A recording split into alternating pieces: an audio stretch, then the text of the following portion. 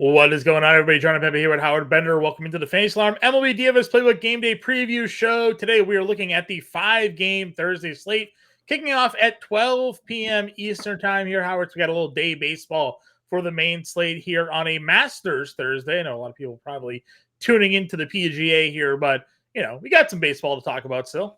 I'll give you a PGA lineup if you want one right now. Oh, yeah? You got a PGA lineup? I do. But we're here to talk MLB DFS. And we thank everybody for tuning in. And hit that like button, hit that subscribe button, because that's a nice free way of showing your appreciation for all the hard work put in. John and Pemba crushing it across the boards, whether it doesn't even matter if it's MLB, NBA, PGA. He's a jack of all trades, yucking it up over at Fantasy Alarm.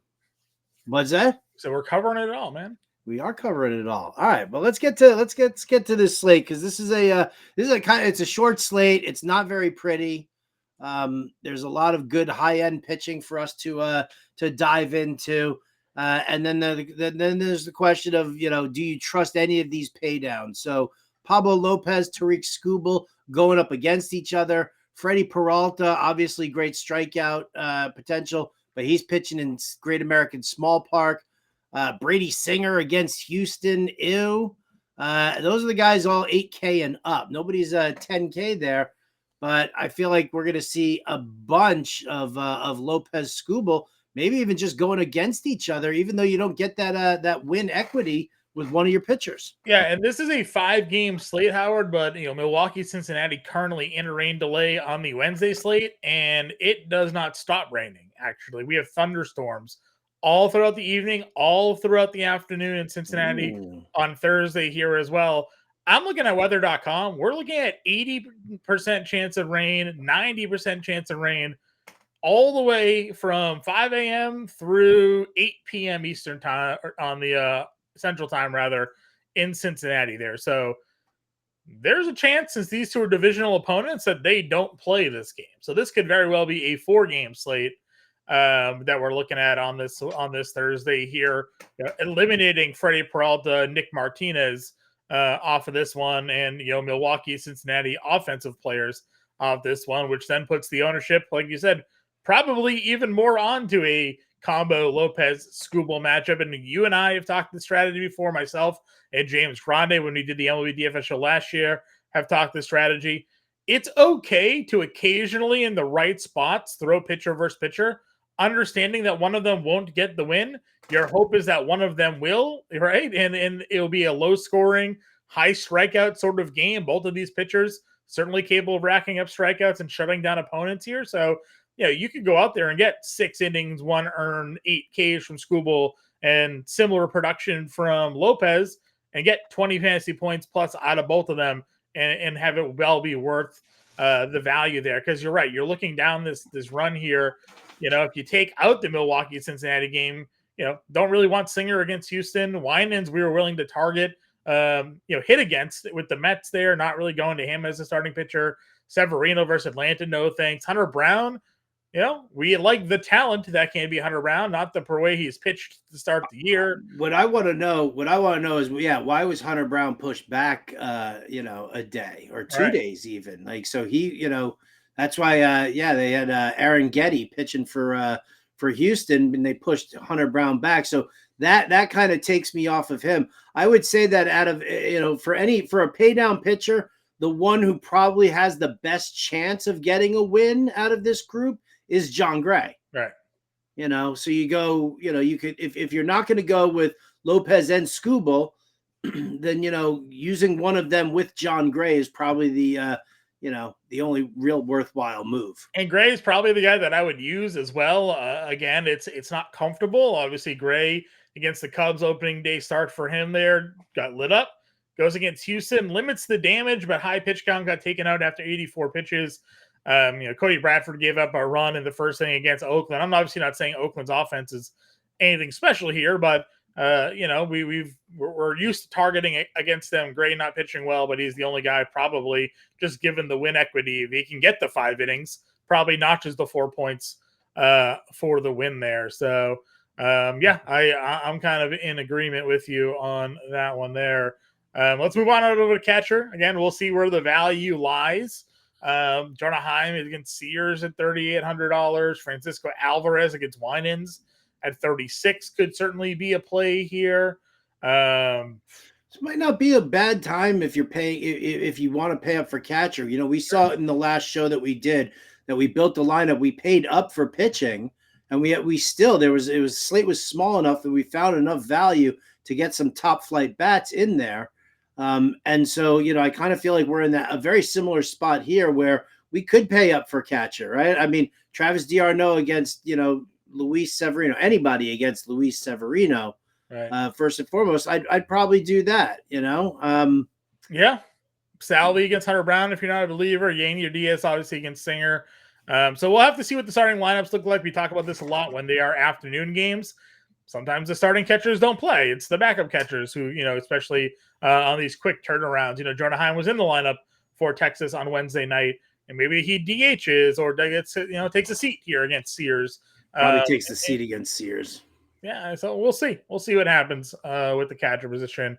First base, I do like Matt Olson. Obviously, I think Atlanta will be pretty popular on this slate against Severino. $6K there for him.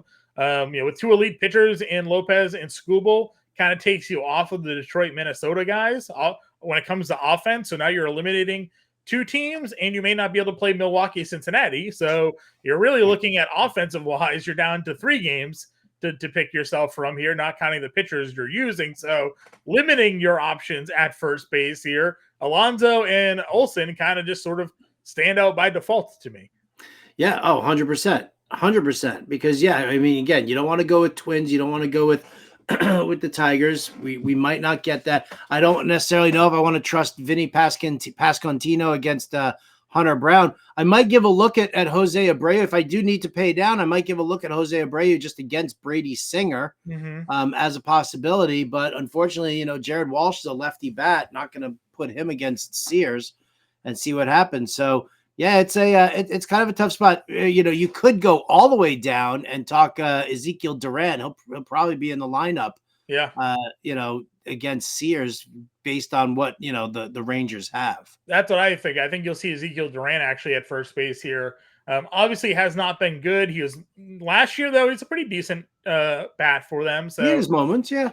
So if you can turn it around, $2,700, I could definitely see that as an option for sure. But on a small slate like this, again, there aren't too many options. It could also just be a case of maybe you do throw a bat against one of your pitchers and just hope he doesn't, homer off of him.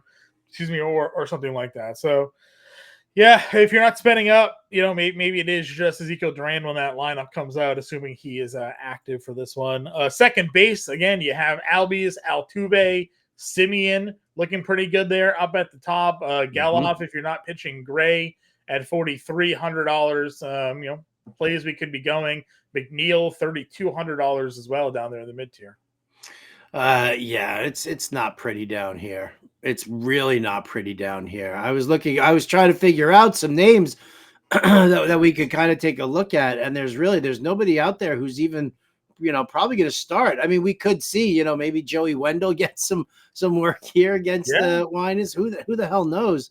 But yeah, it's pretty bleak when you're looking further down there for value. So far here, we like Olsen and Alonso. We like Albies, and I guess let's go with Semien here as our second baseman of choice. Right. Yeah, exactly. I'm trying to even think like what might else play, but with the weather situation, Cincinnati kind of hurts us there a little bit. Third base, again, Austin Riley, sure. Michael Garcia, I'm okay with that at 47. Alex Bregman, 46. All of those guys certainly play. I think JD Davis at $3,600 is okay, but I mentioned Brett Beatty almost every show so far. We haven't hit a lot of value on this slate that I think we're comfortable playing. By default, Brett Beatty might just be the plug-in third baseman against Winans here. Yeah, I mean, listen, lefty bat against the a minor league pitcher who just doesn't really have great stuff. They left him up here as a matter of convenience. I'm again super surprised that the Braves are are throwing him rather than bringing up somebody like Smith Shawver or even Bryce Elder for that matter, although Elder threw like 6 innings on Saturday. So it's not his turn, but it is actually Smith Shawver's turn. But yeah, I think Beatty at the as the lefty bat against Winans is probably the way to go. Sure. Man, this Again, is a gruesome slate. This is listen, we ugly. listen. We say this all the time too. We're doing the content, we're doing the shows, but you and I both talk about all the time. Like there are slates where you limit your bankroll usage. Oh This could yeah. be this. We what did I say this before? This is your crowns slate, right? This is your Iron Man slate. You know, you keep you throw $1 to keep the Iron Man streak going, keep your crowns accruing there over on DraftKings, and you move on to the big slate that's coming on Friday where you have all the pitchers, all the hitters to kind of pick and choose from here. So it's kind of where we're at. Again, third base. I do think Brett Beatty is a pretty good play though, so I'm certainly happy to get him in the lineup. Moving on. I would also take a look if you're looking for even. If you want like dirt cheap there, didn't the Rangers start Davis Wenzel the other day? Yeah, they did. Over 3, but he is 2,100. So he's 2,100. Just a thought. I agree with you on Beatty being the likely target here. Yep. Shortstop again. Bobby Witt against Hunter Brown probably looks pretty good at 63. Not worried about lefty on lefty against Sears. He kind of sucks, so Seager's fine. Lindor's been cold, but did homer a couple days ago. He's $4,900. I always go back to Pena at 38. I do like him a lot. So yeah, against Singer. Yeah. I mean, or Arcia going up against Severino, even though he hits lefties a little bit better. I think that's going to be an option there. I don't know. I don't know if I'd go Josh Smith against Sears. Yeah, he may not be in the lineup. Lefty there. Yeah, so. He might not even be there. So, yeah, there's not a lot in there, but I like where you're looking as far as Pena. Yeah, Pena just nice, safe mid-tier play, 3,800. Throw him into. I'm building a lineup as we're talking here. I was gonna say, I see the wheels working there, Howard. As you're trying to figure out where we're going. Outfield obviously has plenty of options. Tucker and Jordan against Singer, Acuna versus Severino, Adolis versus Sears. Like all of those are pretty elite spots.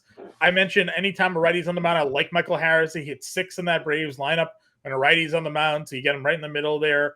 Ozuna, $4,800. So definitely some good top end spends in the outfield per usual. Yeah, definitely some good top end spends for sure. Then as you scroll through and you're looking a little deeper, you could go with guys like Evan Carter and Langford at 4,400 and 4,300. Yeah, they kind of move the needle a little bit. Then you're working down. Chas McCormick against Singer. Yep. At 39, I'll look into that. Melendez. Yeah, Melendez even has a possibility. Starling Marte, just a veteran bat against a kid could be completely his undoing. Sure. Yeah, I don't hate that at all. You also have Kelenic here. Again, keeps getting on base. He's hitting 9th, so like behind him is Acuna. If there's ever an opportunity for him to get hot, he had a couple of games there where he put up double-digit fantasy points. So there's that option for you. You want to go contrarian, like there are lefty bats in Oakland's lineup. If you want to go against John Gray, JJ Bleday there, $3,500. I know Rooker's not a lefty, but where's Rooker at? What's his price tag these days? Oh, Rooker's hurt. Oh, he's hurt even. Okay, he was 4K, but he's hurt, so I guess that doesn't even matter. Yeah, he's dealing with an oblique issue. Let's see then. I guess DJ Stewart could be in the lineup. Yeah, it ain't pretty, baby. It ain't pretty at all. It's not good at all. It won't be Janikowski. If Dario Blanco would ever draw a start, this guy is one of the best stat lines in baseball right now. He is only pinch hit. He's 0 for 2, but he's got 5 stolen bases, a walk, and 4 runs. I mean, what a good way to get different, man. It's a good way to get different. You're just hoping that if he gets on base, he steals. That's his only job. They pinch run for him, and he steals second. And then somebody's driving him in usually because he's got 4 runs scored. So yeah, if you want, there's 7 fantasy points for a guy that may not start in Dairo Blanco, but if he does find a spot start on an afternoon slate, this would be the time. At $2,200 there. That's probably that's it. I mean, that's outside of again using Detroit and Minnesota bats against Skubal and Lopez. Because we didn't obviously go over any of those plays. Like that's a way to be different there. Yeah, your contrarian move is definitely to end up with like and I would say I would probably go with a Tiger stack ahead of a The twin stack. Twins. I think Skubal's got great strikeout potential against a team like Minnesota, and we've seen Pablo Lopez get hit around a little bit. We've seen Skubal also, but Sure. I feel like Skubal is really kind of bringing himself into that range. Yeah, no arguments. No arguments with me here. So, all right, let's get a lineup built, and hopefully tomorrow morning when we wake up, the rain has moved out of Cincinnati because I really would like to play that game. Yeah, because this lineup is gruesome. All right, here you go. Ready? Just Yep. start it off here. Tariq Skubal. Okay. And throw John Gray. All righty. We got Travis d'Arnaud behind the plate. Okay. We got Matty Olson at first. We got Semien at second. Okay. Your boy Brett Beatty. In. Your boy Jeremy Pena. Okay. And then then the outfield gets a little dicey. Get a little hairy here. What do we got? Well, yeah. So Wyatt Langford at 43, and then you get Chas McCormick at 39, and Starling Marte at 38. All righty. We got an example lineup here: Skubal Gray with d'Arnaud, Olson, Semien, Beatty, Pena, Langford, McCormick, and Marte. That's giving us a little bit of a Mets duo, Brave stack, Rangers stack, Astros stack there, going with Skubal and Gray. Honestly, don't hate it. Think you could do a lot worse. Think that lineup shows plenty of balance to it. Given what we're looking at here, Howard, it's hard to envision people really straying, I think, too far from what you got there. So. Yeah, probably not. I mean, that's why, you could probably pay down if there's like a really good bargain catcher to just kind of throw away like that. Then, you take out d'Arnaud and then you upgrade either, one of your outfielders right off the bat. Yep. No doubt. I think that could be, and again, I mean, you could go to Alvarez. He hits righties better than lefties, but it only gets you $400 more. I don't know what that would really get you up from. Well, a $4,700 outfielder instead of Langford. That's definitely got some promise. I'll go Harris. There's your boy right there. See, we're just littering this lineup with John's best friends. We'll bump that. There you go. All right, and Alvarez and Beatty probably hit closer together, right? And yeah, Harris and Olson will be in 4-6 spot there. So I like where your head's at. I like this. I like what we got going on here. We got the one-off Semien play, but that's fine. I'm okay with that. Guys, example lineup. No live show because obviously the slate starts at 12 o'clock. But if you want live answers, you got to get in our Discord. We'll be in there to answer your questions for you guys to get you ready for the main slate. I believe Henry Wilson is. How would I make the DFS schedule? And half the time I forget who's doing the DFS playbooks on these days.